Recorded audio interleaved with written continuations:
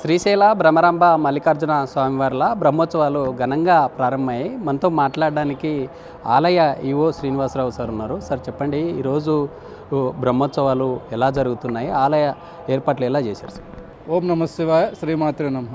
శ్రీశైల క్షేత్రంలో మహాశివరాత్రి బ్రహ్మోత్సవాలు 8వ తారీఖు నుంచి 18వ తారీఖు వరకు గత సంవత్సరపు సరాసగటు భక్తులు రాక వాళ్ళకి మనం ఏర్పాటు చేసినటువంటి ఏర్పాట్లు, వాటిని గ్రూప్ ఆఫ్ మినిస్టర్స్ మనకిచ్చినటువంటి సూచనలు, వీటన్నిటికీ అనుగుణంగా ఈ సంవత్సరం ఒక 30 నుండి 50% భక్తులు అధికంగా వస్తారనేటువంటి భావంతో మనం ఏర్పాట్లు చేయడం జరిగింది.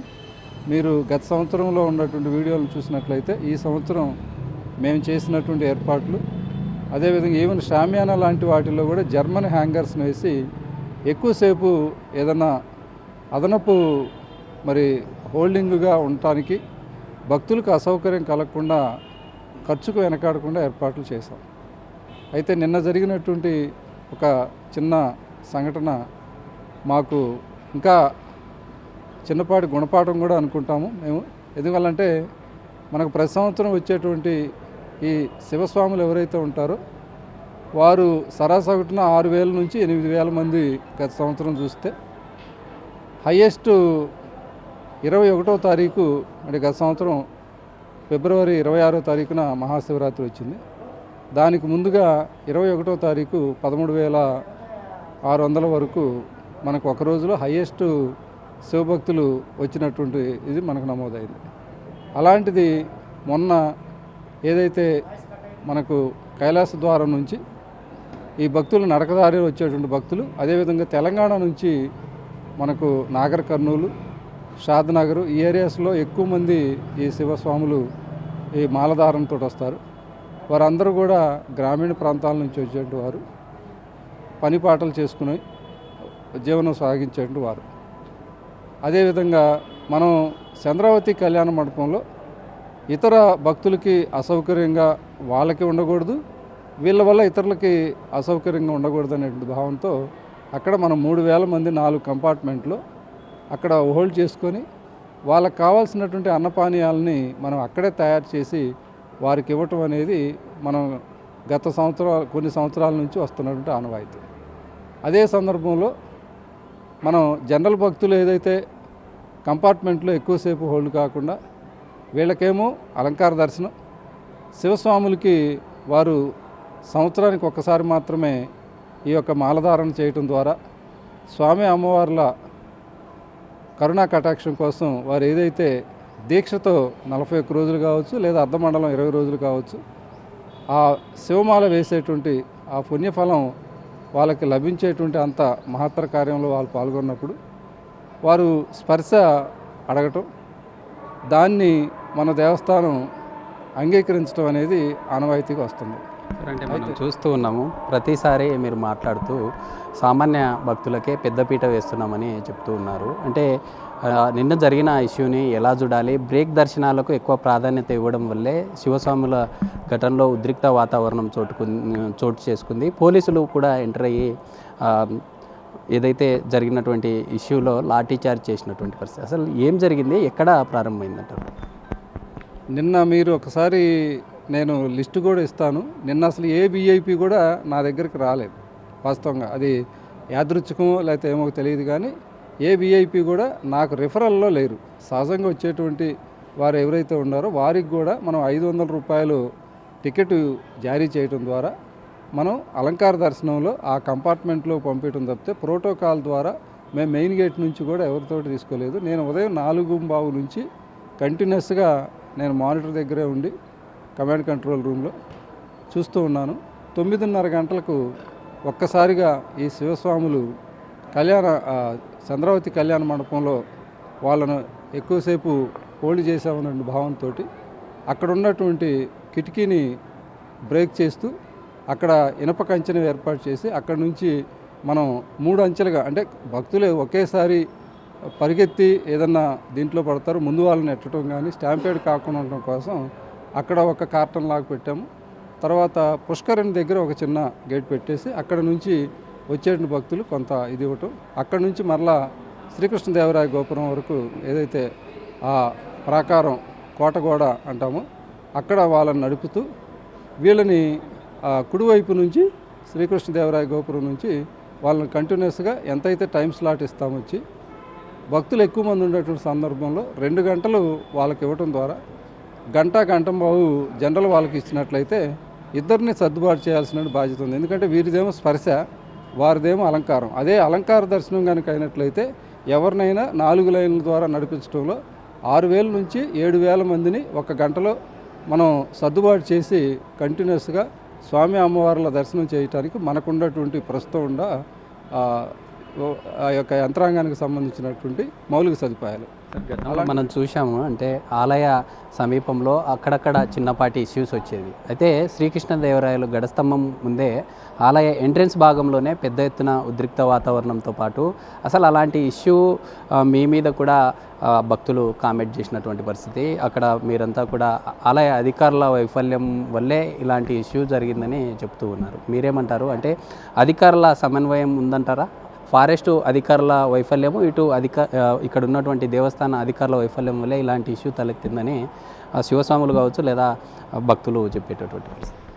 అంటే ఇక్కడ వైఫల్యం అనేటువంటి దాన్ని మనం అనేకంటే కూడా మేము ముగ్గురు అంచనా వేసే క్రమంలో ఇందాక గౌరవ కలెక్టర్ గారు చెప్పినట్లుగా మనకు ఈ 46 కిలోమీటర్ల పాదయాత్రకు సంబంధించి ఆత్మకూరు నుంచి మన కైలాస ద్వారం వరకు వచ్చేటువంటి నడకదారి ఏదైతే ఉందో అది మనకు ప్రతి సంవత్సరం కూడా మహాశివరాత్రి ఏదైతే వస్తుందో దానికి ముందు 10-11 రోజుల నుండి వాళ్ళని ఫారెస్ట్లో అనుమతించడం అనేది జరుగుతూ ఉండేది.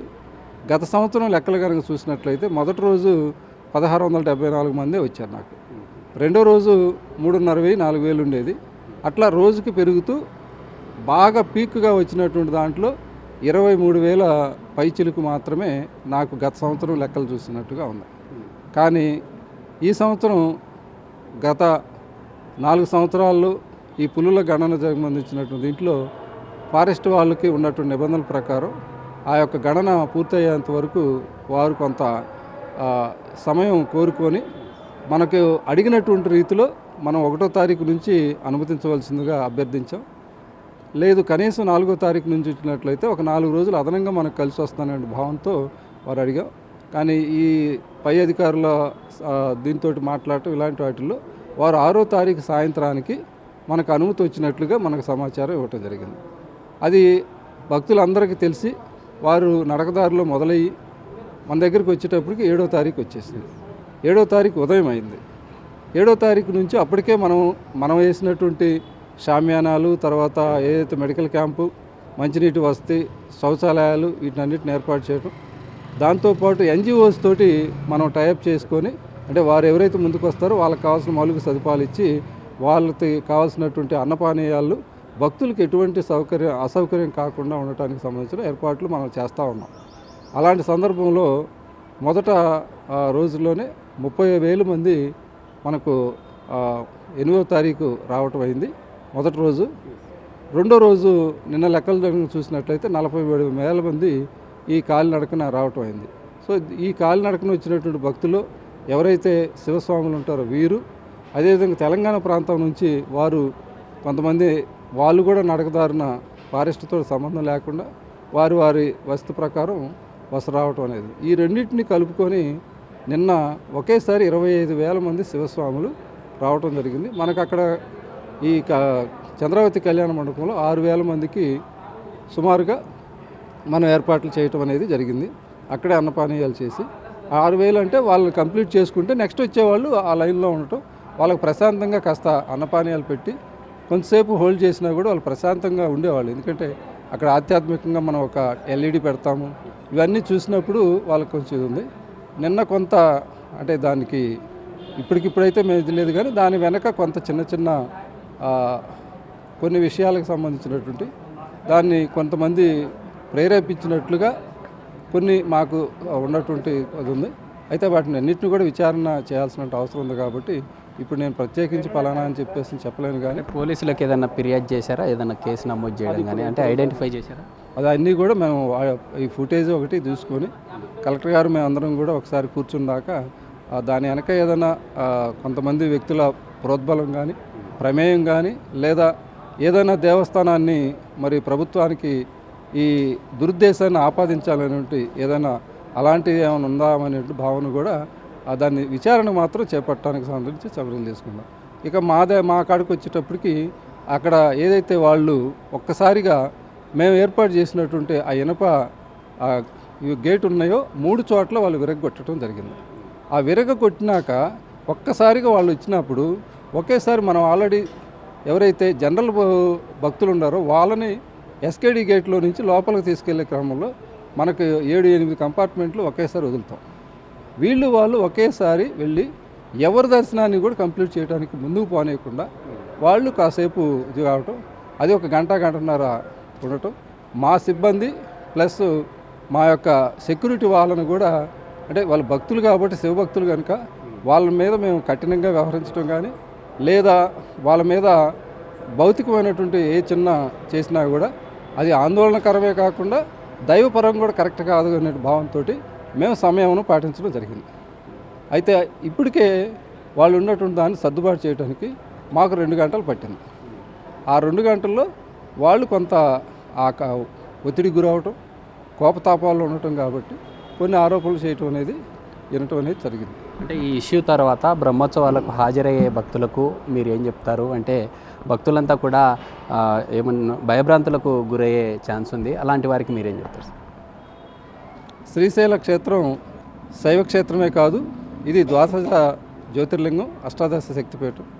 ఇలాంటి ఒక మహామహిమాన్వితమైన క్షేత్రానికి వచ్చేటప్పుడు మీరు ఏదైతే ఒక మంచి ఫలితాన్ని ఆశించి వస్తారో, మరీ ముఖ్యంగా శివస్వాములుగా వచ్చేటువంటి భక్తులు వారు 41 రోజు మండల దీక్ష లేదా 20 రోజుల పాటు అర్ధమండల దీక్ష, ఉదయం నుండి సాయంత్రం వరకు 3 సార్లు స్నానం చేసి ఏదైనా శౌచాలయానికి వెళ్ళినా కూడా మళ్ళా స్నానం చేసేటువంటి ఒక మంచి ఆధ్యాత్మికమైనటువంటి వాతావరణంలో ఉంటారు. అదేవిధంగా తినే తిండి వారు ఎక్కడా కూడా కటిక నేల మీద పండుకోవటం, అదేవిధంగా ఈ నాన్ వెజ్ లాంటివి లేకపోతే ఇట్లాంటి వ్యసనాలు ఏదైనా ఉన్నా కూడా వాటికి దూరంగా ఉండటం అనేది ఉంటుంది. అలాంటప్పుడు ఇంద్రియ నిగ్రహం అంటే మనకు సహజంగానే మన యొక్క శరీరం మన కంట్రోల్లో ఉన్నప్పుడు ఈ ఆవేశాలు ఉండకుండా ఏదైతే భక్తులకు సంబంధించినటువంటి ఆ దేవీ దేవతలు ఎవరైతే మీరు అనుకోని మల్లికార్జున స్వామివారు, ప్రవరాంబ అమ్మవారి యొక్క నామస్మరణతో వచ్చి ఇక్కడ సహజంగా ఉన్నటువంటి మనకు ప్రత్యేక పరిస్థితుల్లో ఒక 2 గంటల నుంచి 4 గంటల వరకు కూడా అవసరాన్ని బట్టి మనం వెయిట్ చేయించాల్సి ఉంది. అయితే వెయిట్ చేయించే క్రమంలో మీరు అందరూ కూడా చూడొచ్చు, అక్కడ కంపార్ట్మెంట్లోకి ఏదో ఒకటి మేము ఆహార పదార్థాలని ప్రసాదం రూపంలో పంపించడం ద్వారా భక్తులకి అసౌకర్యం కలగకుండా చూడటానికి మేము ప్రయత్నం చేస్తున్నాం. అయితే 100% వాళ్ళని సంతృప్తి పరచగలుగుతున్నామా అంటే పరచలేకపోవచ్చు, నేను కాదన్నా. ఎందుకంటే మాకున్నటువంటి పరిధి, మాకున్నటువంటి సిబ్బంది, అదనంగా వచ్చేటువంటి భక్తులు వీటన్నిటిని సమన్వయం చేసుకోవడంలో మేము వీలైనంత వరకు మెరుగైనటువంటి భక్తులకి సర్వీసును చేయటం కోసం ఉన్నాం. మేము వాళ్ళ పట్ల ఎక్కడా కూడా ఉదాసీనంగా వ్యవహరించి ఇంత పెద్ద ఎత్తున జరిగే కార్యక్రమాల్లో మేము చెడ్డ పేరును తీసుకొచ్చుకోవడానికి మేము ఎవరు కూడా అంత సిద్ధంగా ఉండము, అసలు అంత అవసరం కూడా కాదు. ఎందుకంటే ప్రభుత్వానికి ఇంత పెద్ద ఎత్తున జరిగే మంచిని చిన్న సంఘటనల ద్వారా చెడు పేరు తెచ్చుకోవడం అనేది ఇది కాదు. అయితే జరిగినటువంటి సంఘటన కొంత అబ్రప్ట్గా జరిగింది. దానికి సంబంధించినటువంటి అది ఏదైతే ఆ దోషం ఉందో నిన్నటితోటి పోయిందనుకుంటున్నాం. రాత్రి 5:30 నుంచి కంప్లీట్గా మా యొక్క కంట్రోల్లో అన్ని రకాలుగా తెల్లవారుజాము 3 గంటలకి అటు వచ్చినటువంటి 24,000 మంది శివస్వాములకి స్పర్శిప్పించాను. సాధారణ భక్తులను కూడా వారిని లాస్ట్ భక్తులను కూడా కంపార్ట్మెంట్లోకి తీసుకొని నేను కంప్లీట్ చేసి మరలా ఈరోజు తెల్లవారుజాము 4:15కే ఇటుపక్క జనరల్ వాళ్ళని తీసుకుంటున్నాను, అటుపక్క స్పర్శను కూడా తీసుకోవడం ద్వారా పూర్తి స్థాయిలో సిట్యుయేషన్ కంట్రోల్లోకి వచ్చింది. పోలీసు వారు కూడా అదనపు సిబ్బందిని తీసుకొని వచ్చారు. తర్వాత జిల్లా కలెక్టర్ గారు, ఐజీ గారు వీరందరం కూడా సమన్వయం చేసుకొని గౌరవ ముఖ్యమంత్రి గారు ప్రతి ఒక్క సంఘటన కూడా వారు స్వయంగా తనిఖీ చేసి చీఫ్ సెక్రటరీ గారి ద్వారా మాకు అనేక సూచనలు ఇచ్చేసి ఇక చిన్న సంఘటన కూడా లేకుండా అన్ని శాఖల సమన్వయంతో ఈ బ్రహ్మోత్సవాలని నిర్వహించడానికి మేము అన్ని రకాలుగా సిద్ధంగా ఉన్నాం. సార్, గత ఏడాదితో పోల్చుకుంటే భక్తుల రద్దీ ఈసారి పెరిగే ఛాన్స్ ఉందా? అంటే భక్తులకు వారు వచ్చే వారందరికీ ఇంకా నీడ్ ఏదైతే ఉందో వాటన్నింటినీ ఐడెంటిఫై చేశారంటారా? ఖచ్చితంగా ఉందండి. ఎందుకంటే మనకు ఇప్పుడు క్యూ కాంప్లెక్స్ కనుక చూసినట్లయితే మనం 11,000 మందికి ఉంటే అదనంగా మేము ఒక 4,000 మందికి మాత్రమే అదనంగా ఈ సంవత్సరం కల్పించగలిగాం. అయితే నిన్న జరిగినటువంటి సంఘటనను పురస్కరించుకొని మనం గంగాధర మండపం నుంచి నంది సర్కిల్ వరకు ఏదైతే రెండు వైపులా మనం షామియానా తోటి ఒక మంచి షేడ్ లాగా వేస్తాము. భక్తులు కనుక ఎక్కువ మంది ఒకవేళ కంపార్ట్మెంట్లో కనుక వెళ్ళలేకపోతే ఎక్కువ మంది వచ్చి వాటిని మనం అదనపు హోల్డింగ్ ఏరియా కింద భక్తులు కాసేపు అక్కడ ఉంచి మళ్ళీ కంపార్ట్మెంట్లో తీసుకోవడానికి సంబంధించిన వాటిని ఒక 10,000 మందికి సరిపడా మనం లగేజ్ కౌంటర్ నుంచి ఏదైతే నంది సర్కిల్ వరకు ఉన్నదో దాన్ని రెండు వైపులా ఎక్కడైతే అవసరమైనటువంటి వాటికి ఉంది. తర్వాత ఒక ఫుట్ ఓవర్ బ్రిడ్జిని కూడా మనం తీసుకొచ్చాం. అది ఎంతవరకు మాకు వినియోగంలోకి భక్తులకి అవసరాలకు ఉంటుందో ఇప్పుడు టెస్ట్ రన్ చేస్తాం. తర్వాత ఏదైతే కొంత అవసరమైనప్పుడు వాళ్ళు ఎండలో కూడా నిల్చొని ఉండకుండా ఉండటం కోసం ఇందాకనే కలెక్టర్ గారు మేము కూడా గ్రీన్ షేడ్ అంటే మనం వెలుతురు వస్తుంది, దీంతో మనం మొక్కల కోసం అని చెప్పేసేస్తాం. అది చల్లగా కూడా ఉంటుంది. దాన్ని కూడా మనం ఏర్పాటు చేయడానికి సంబంధించి ఈరోజు రాత్రికి ఏర్పాటు చేస్తున్నాం. ఇట్లా ఏది వచ్చినా సరే మేము భక్తులకి మెరుగైనటువంటి సౌకర్యాలు కల్పిద్దామనేటువంటి భావంతో మేమున్నాము. తర్వాత గౌరవ మాకు ట్రస్ట్ బోర్డు సభ్యులు 23 మంది, మా చైర్మన్ గారు, మేము కూడా అందరం సమన్వయంతో పనిచేస్తూ ఎక్కడా కూడా ఈ శివరాత్రి బ్రహ్మోత్సవాల్ని భక్తులకి వీలైనంత వరకు మెరుగైనటువంటి సేవలతోటి నిర్వహిద్దామని చెప్పేసి భావిస్తా ఉన్నాం. స్వామి అమ్మవార్లు మాకు ఆ విధంగా శక్తినిచ్చి వారి కార్యక్రమాల్లో మేము సేవకులుగా ఉండేటటువంటి అవకాశం కల్పించాలని కోరుకుంటున్నాను. ఓం నమః శివాయ, శ్రీమాత్రే నమః. శ్రీకృష్ణదేవరాయలు ప్రధాన గోపురం వద్ద నిన్న ఉద్రిక్త వాతావరణ పరిస్థితులు నెలకొనడంతో ఒక్కసారిగా ఉన్నత అధికారుల సమన్వయం తర్వాత ఇలాంటి ఇష్యూ రానున్న రోజుల్లో ఎక్కడ కూడా తలెత్తే ఛాన్స్ లేకుండా అధికారుల సమన్వయంతో ముందుకెళ్తున్నామంటూ కూడా ఈవో చెప్తున్నటువంటి పరిస్థితి. ఉదయం రావుతో Sriram, big TV, Srisailam. For more videos like this, subscribe Big TV channel.